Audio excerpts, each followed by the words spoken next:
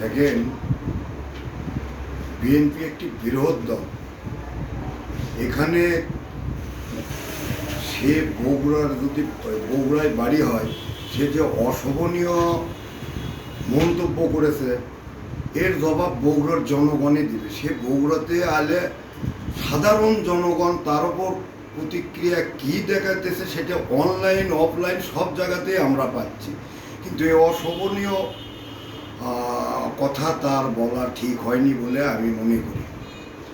আর এর জন্য তাকে অনেক দূর যেতে হবে। কারণ কি, বগুড়ার সমস্ত নেতাকর্মী এই বিষয়টা নিয়ে সজাগ। আমরা গণপ্রজাতন্ত্রী বাংলাদেশ সরকারের নির্বাচিত সরকার, এটা নির্বাচিত সরকারের ওপর ওনারা এইভাবে কথা বলবে, আমরা নেতাকর্মীরাও বসে থাকবো না এবং বগুড়ার জনগণও বসে থাকবে না। তার উত্তর দেওয়ার জন্য আমরা সব সময় প্রস্তুত। আমরা তো এই গাজী সালাউদ্দিন কে আমরা তো চিনতাম না। 5 তারিখের আগে আপনি সারা বাংলাদেশ এবং বগুড়ায় যে গাজী সালাউদ্দিন নামে একজন ব্যক্তি আছে, এটা আপনি সাংবাদিক হিসেবে বলেন যে আপনি কি কখনো দেখছেন গাজী সালাউদ্দিন নামে বগুড়াতে কোনো লোক আছে? আমরাও জানতাম না। 5 তারিখের পরে হঠাৎ কোথায় থেকে গজে উঠছে এবং বিভিন্ন বিলবোর্ড বিভিন্ন জায়গায় ছবি পোস্টার দিয়ে উনি হয়ে গেছে গাজী সালাউদ্দিন, উনি হয়ে গেছে নেতা। কোন দলের নেতা বগুড়ার জনগণও জানতো না। আমরা যাই হোক, যেভাবে হোক উনি বিলবোর্ডে প্রচারের মাধ্যমে নেতা। উনি বিএনপির মতো একটা বিশাল দল এবং নির্বাচিত সরকার গণপ্রজাতন্ত্রী বাংলাদেশ সরকারের মাননীয় প্রধানমন্ত্রী। এবং প্রধানমন্ত্রীটা কে? মরহুম শহীদ প্রেসিডেন্ট জিয়াউর রহমানের সন্তান, দেশনেত্রী আপসীর নেত্রী বেগম খালেদা জিয়ার সন্তান।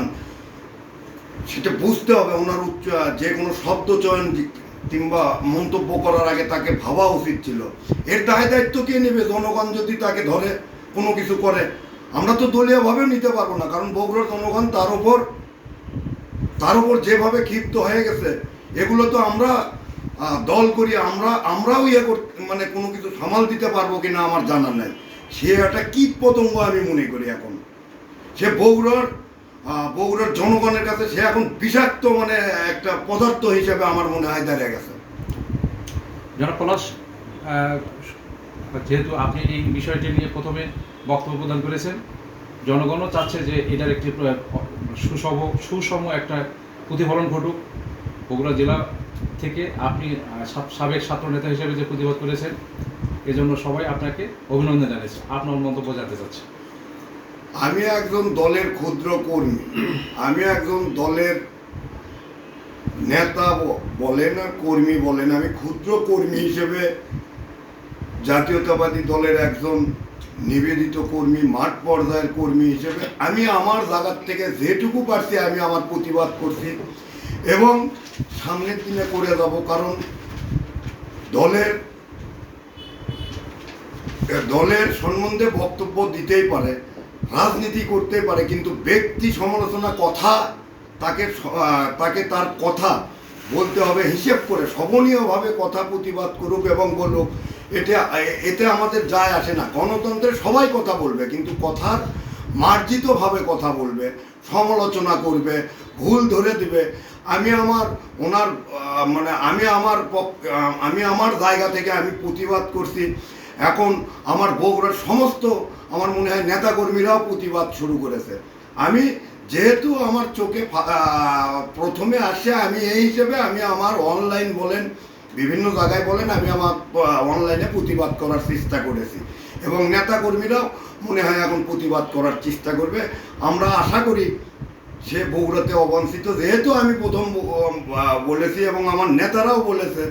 এখানে আমাদের এমপি মহোদয় আছে, মন্ত্রী মহোদয় আছে, ওনারাও জানে বিষয়টা, ওনারাও দেখবে এবং সমস্ত নেতাকর্মী, জেলা বিএনপি, সিটি বিএনপি সহ সবাই এখন আমার মনে হয় যে এটা মাথাত নিয়ে নিছে।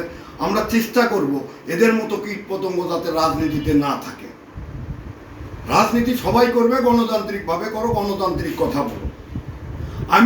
আমি শুধু নেতা কর্মী হিসেবে না, আমি আমার বগুড়ার একজন প্রধানমন্ত্রী, বগুড়া বাড়ি, সারা বাংলাদেশের উনি প্রধানমন্ত্রী। আমি মনে করি ওনার জন্ম বগুড়া, যার কারণে বগুড়ার থেকে আমি আমার প্রতিবাদ করার চেষ্টা করছি। তারেক রহমান ব্যক্তি তারেক রহমান না, জনগণের ভোটে নির্বাচিত গণপ্রজাতন্ত্রী বাংলাদেশ সরকারের মাননীয় প্রধানমন্ত্রী, এটা বুঝতে হবে। কারণ তারেক রহমান এখন ব্যক্তি তারেক রহমান না। আমরা বগুড়ার ছেলে হিসেবে, বগুড়ার জনগণ হিসেবে আমি আমার জায়গা থেকে চেষ্টা করতেছি তার বিরুদ্ধে, এই অপকর্মের বিরুদ্ধে প্রতিবাদ এবং কণ্ঠ এবং অন্যান্য যে প্রক্রিয়া আছে আমরা চেষ্টা করব এটা প্রতিরোধ করার জন্য। জনাব পলাশ, আমরা জুলাই বিপ্লবের সময় দেখেছি আপনি এই আন্দোলনে সক্রিয় ভূমিকা পালন করেছেন। আপনি আন্দোলনকারীদেরকে বিভিন্নভাবে সহায়তা করেছেন, আন্দোলনকারীদেরকে উৎসাহ জ্ঞাপন করেছেন। যেহেতু আপনি একজন বিপ্লবী নেতা, এই জুলাই বিপ্লবের মাধ্যমে বাংলাদেশে একটি গণতান্ত্রিক সরকার গঠন করেছে। সেই গণতান্ত্রিক সরকারের পক্ষে আপনার মন্তব্য জানতে চাচ্ছি। দেখেন, আমি মাঠ থেকে উঠে আসা, আমি কোনো নেতা মনে করি না। আমি মনে করি দলের সকল কর্মীদের সঙ্গে মিলেমিশে থেকে কাজ করার জন্য এবং ছাত্রদলকে আমি জাতীয়তাবাদী ছাত্র দলের স্লোগানতে তৃণমূল থেকে উঠে আসার জন্য চেষ্টা করছি। আইজুল হক কলেজে আমার এখানে আমার স্লোগান দিয়ে আমার রাজনীতি শুরু আমি চেষ্টা করেছি এবং সকল গণতান্ত্রিক আন্দোলন সংগ্রামে আমি আমার জায়গা থেকে আমার যতটুকু সম্ভব হয়েছে ততটুকু আমি করার চেষ্টা করেছি। কারণ এটা শহীদ জিয়ার দল, দেশনেত্রী বেগম খালেদা জিয়ার দল এবং আমাদের বর্তমান প্রধানমন্ত্রী জনাব তারেক রহমান বর্তমান নেতৃত্ব দিছে। তারেক রহমানের দিক নির্দেশনায় আমি যেটুকু পাইছি, জুলাই বলেন এবং যে সংগ্রাম গণতান্ত্রিক আন্দোলন বলেন, আমি আমার জায়গা থেকে চেষ্টা করছি এবং আগামী দিনেও যতটুকু পারি আমি চেষ্টা করব যে কোনো ব্যাপারে দলের ভালো কাজগুলো করার জন্য। জুলাই বিপ্লবে আমি সক্রিয় যতটুকু পারছি করছি। অনেক সময় অনেকের ছবি আসে না, অনেকের পিছে হয়তো ছবি আসে না, অনেকের ছবি আসে, অনেকেই করছে। জুলাই বিপ্লবটা কারো একক সম্পত্তি না, কেউ এককভাবে করেনি। জুলাই বিপ্লবটা হয়েছে বাংলাদেশের আপামর জনসাধারণ, শুধু জনসাধারণ, মা বোন ভাই সবাই বের হয়ে এসছে। জুলাই বিপ্লবটা হয়েছে এবং একটি গণতান্ত্রিক সরকার হয়েছে, স্বৈরাচার থেকে মুক্তি পাইছে এবং এটার নেতৃত্ব আমাদেরকে, যেহেতু আমরা একটা দল করি, শুধু লন্ডন থেকে জনাব তারেক রহমান বর্তমান প্রধানমন্ত্রী জনাব তারেক রহমান আমাদেরকে নেতৃত্ব দিছে।